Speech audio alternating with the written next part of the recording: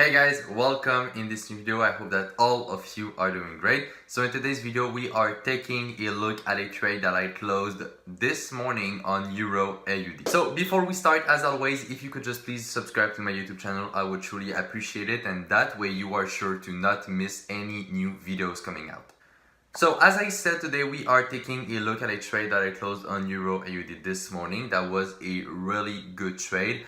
I have actually been into that trade for the past 2 weeks now. So I took the trade basically at the turning of the year, and well, since this morning I was in this trade and I decided to close the trade this morning for many reasons, which we will see when we jump on the chart. But that was an amazing trade and I made a very good profit on that, as you saw in the title. But here are the numbers of the profit of the trade. Basically, if you follow me on Instagram, well, you have seen the development and the evolution of that trade. I've posted a few times screenshot of it, showing you guys how it was going, what was my thought process when the market was evolving and when the patterns were actually forming themselves. So if you don't follow me on Instagram, well, you should do, because you are missing all of that on YouTube. So that is right here. Make sure you follow me on Instagram as well. So yeah, that was a really good trade. As I said, I made a very nice profit on that. Last week, I closed the Euro NZD trade, which you guys also saw the trade breakdown video of that one. It was an incredible trade too. And well, this week we are continuing on this good run. So that trade, initially when I took it, it was more of a mid/long-term trade, which is what it ended up doing. I had no short-term view on that trade. I was only going in for a long-term perspective, and maybe that it will even continue going more down in the next weeks or even in the next months. We will see that. Like I said, we won't jump on the chart, but that is important to keep in mind. So if I see that it's actually going to continue downside, well, I may just re-enter the trade with a better price and a stop that will be according to what we will have now on the chart. So if you would like to learn more about how we trade, work with us directly, and join our group, well, you just have to check out the first link in the description box below, and it will bring you over to my website, which is my trading course, and there you will find all the information about it and how you can join us. Alright, so enough talking, let's jump on my chart and take a look at this trade. Okay, so we are now on my chart. Let's take a look at this EURAUD trade. So as always, I will show you guys the overall view of the market, the entry, the stop, the target, etc., the reasons why I closed the trade, and the evolution of it. Just remember, as always, that in those videos, I don't go into details of the trade and the strategy that we use in itself, because those are reserved for Reversal Master students. But I still try to give you guys as much information as I can, so that hopefully you can learn something from those videos. So let's actually get into it. So first of all, what was the long-term perspective on that trade? As I said before, well, that was a mid/long-term trade. So we need to know now the long-term perspective. So on EURAUD, we have two main long-term possibilities on that trade. The first possibility is that all of this is actually the impulse. We have a correction here and we get another impulse. That is the first possibility. The second possibility is that we are actually still in the correction here, which means that eventually we will see at least one more downside. So those are the two main possibilities that we have on the long term. Based on what we have right now, and that was my thought process when I took the trade, I think that the downside possibility is more likely to happen. It doesn't mean that it will be the one that will happen. It just means that from what I see and from what I know, I think that the downside possibility is more likely to happen. So I already had that long-term view when I actually took the trade. So now let's go on the lower time frame and take a look at that. So during the flash crash, if you guys remember what happened about 1 or 2, yeah, it was more 2 weeks ago. So during the flash crash, we saw a lot of currencies go down a lot. So for example, AUD, USD went down very much by 100 pips. But since here we are looking at EURAUD, well, you see that the AUD is not the first currency, but it's the second currency. So that means that if AUD USD goes down and it's a move created by a change of value of the Australian dollar, well, the Euro AUD will actually go up, which is what happened here. So you see that we were actually looking at this pattern right here.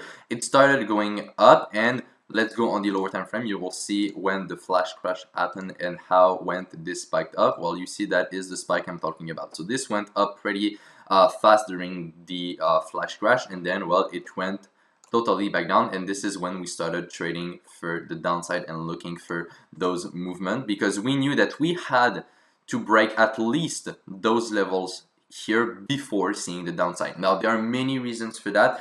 Once again, I will not go into the details of them, but structurally talking, in terms of the patterns, we needed to break those tops. It was impossible to go down without breaking those tops before, if it was actually making the pattern we were looking for.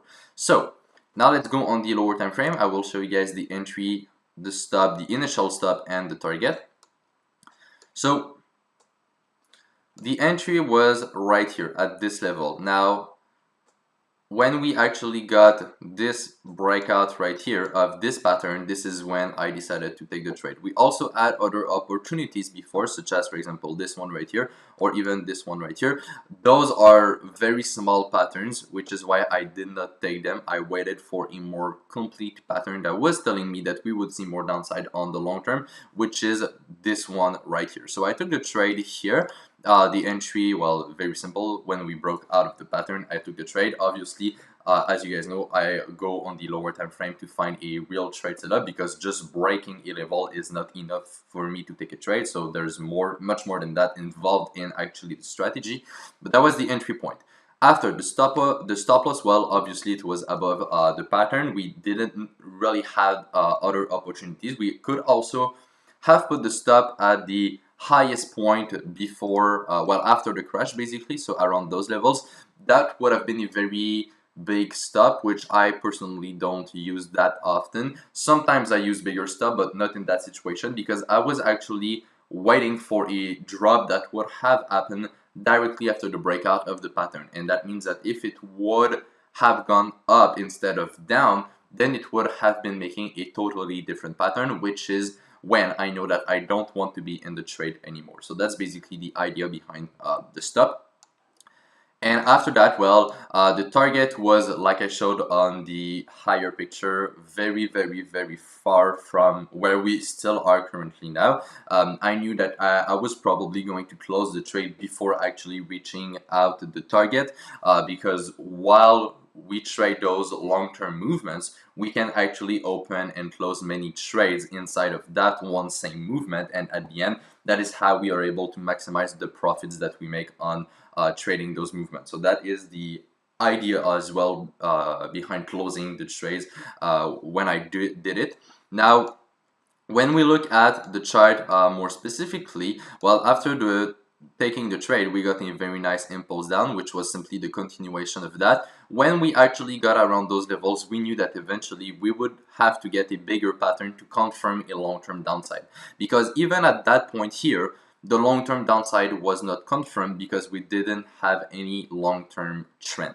Now, that's a whole other conversation of what is a trend and what is a long-term trend more specifically, but we needed a bigger pattern to actually confirm us that we were going downside on the higher picture, which is exactly what we got right here. After that, we had some sell setups here along the way of breaking out of the pattern. I personally decided to not take any of those sells because I already had a big order from the top happening, so I did not want to actually get another order. And if you have been following my trades, you saw that during the Euro and ZD trade, I had 2 orders in, and those move, both of them happened because of the Euro move, which means that I would have had 3 trades trading basically the same move on 2 different pairs, which I don't want to get into that, but that is not something we do here. So we got this impulse, and after that, well, around those levels, we actually got a bigger correction, and I think we are actually forming now a bigger correction. It could also be a reversal, which is one of the reasons why I closed the trade.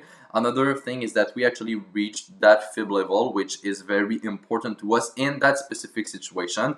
The 27 level here that you see is not always important. Sometimes it's even not significant at all, but it depends on the structure that we have as well. But in that situation, it was a important level to look at, which is after that when we actually hit that level, well, you see that we actually bounce right back up, which is another reason. Now it's not a very important reason because it doesn't mean anything, since it can always go back down after that and just continue the downside.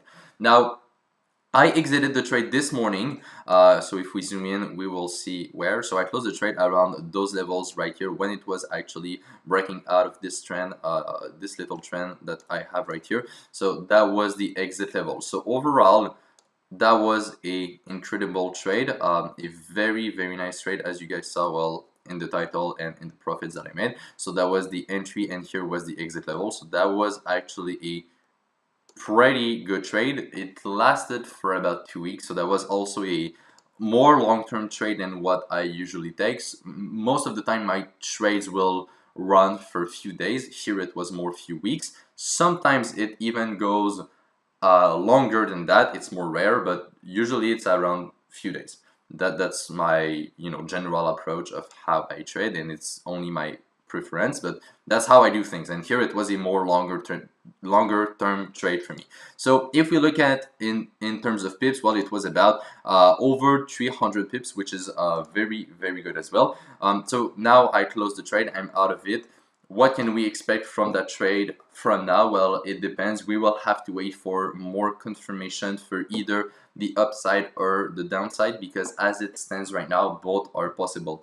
It could also develop into a much bigger pattern, bigger even than this one right here. So it could extend on a long period of time and play around those levels here that we have. So there are many, many possibilities on how this thing can develop. However, what you have to understand is that as it stands right now, both ways are possible, which is important to keep in mind. And I mean to keep an open mind about the trade, because since both ways are possible, you don't want to see the trade just one way.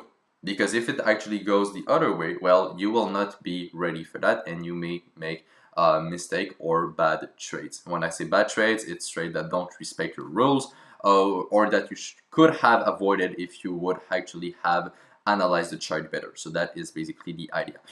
So enough talking. I went in a lot of things already in the video. So that was the trade breakdown for the Euro AUD. We saw the entry, we saw the overall view before of the market, the stop, the target, and how the trade evolved. So that was the trade breakdown for the Euro AUD trade. So that's pretty much it for this video, guys. Thank you so much for watching. Once again, I hope that you like it and that you learned something from it. If you did, please share the video around, because I would like more traders to see these videos. Alright, those videos don't get that many views, and I would like people to see, more people to see them, because I think that they are valuable. So please share the video I would truly appreciate it, and you would also help another person from by doing that, basically. So thank you for watching. Once again, take care, trade with care, manage your money well, and I will see you in my next video. Bye bye.